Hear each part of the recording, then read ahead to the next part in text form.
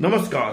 आज आजादी का दिन है तो एक ऐसे ऑफिसर की बात करते हैं जो भ्रष्टाचार से आजाद है, जिसे हराम का एक पैसा नहीं चाहिए और जो भ्रष्टाचारियों को चैन से जीने नहीं देता। अब आप पूछेंगे कि यह कौन है।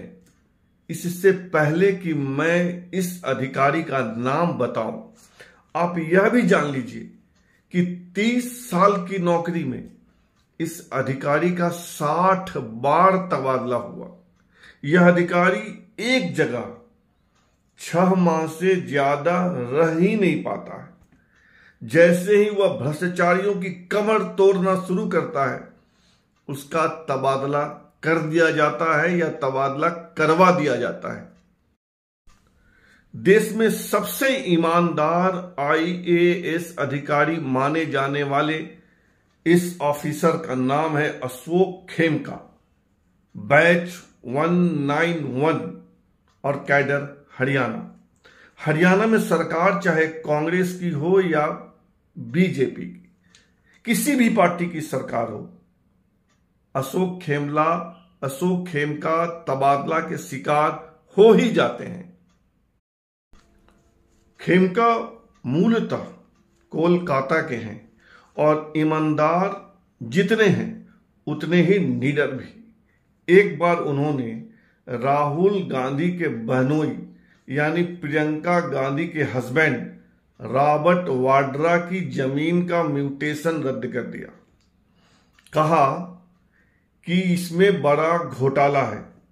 तब हरियाणा में भूपेंद्र सिंह हुड्डा की सरकार थी, यानी कांग्रेस की सरकार थी। तब कई माह तक रॉबर्ट वाड्रा DLF जमीन घोटाला गूंजता रहा था, लेकिन जान मारने की अनेक बार धमकियों के बावजूद अशोक खेमका न डरे न झुके। परिणाम यही हुआ कि उनका एक बार फिर तबादला हो गया। खेमका उच्च शिक्षित हैं, खूब पढ़े लिखे हैं, खूब डिग्री है इनके पास। ये IIT खड़गपुर से BTech हैं। इसके अलावा MA हैं आर्ट्स में, MBA हैं, LLB हैं। और शायद इतनी पढ़ाई का ही असर है कि किसी से भी भिड़ जाते हैं और किसी से भी दबते नहीं हैं। और परिणाम वही होता है, बार बार तबादला और बार बार जान से मारने की धमकी। हरियाणा में अभी बीजेपी की सरकार है, पर हमेशा की तरह अशोक खेमका सेंटिंग में है, यानी किनारे लगा दिए गए हैं।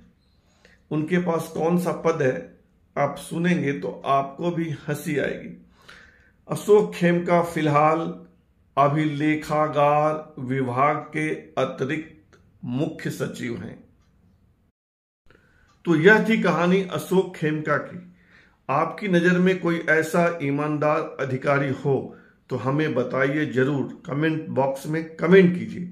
साथ ही आपसे आग्रह हमेशा की तरह रहेगा कि आप इस चैनल को सब्सक्राइब कीजिए, ज्वाइन कीजिए, लाइक, शेयर और कमेंट कीजिए। धन्यवाद।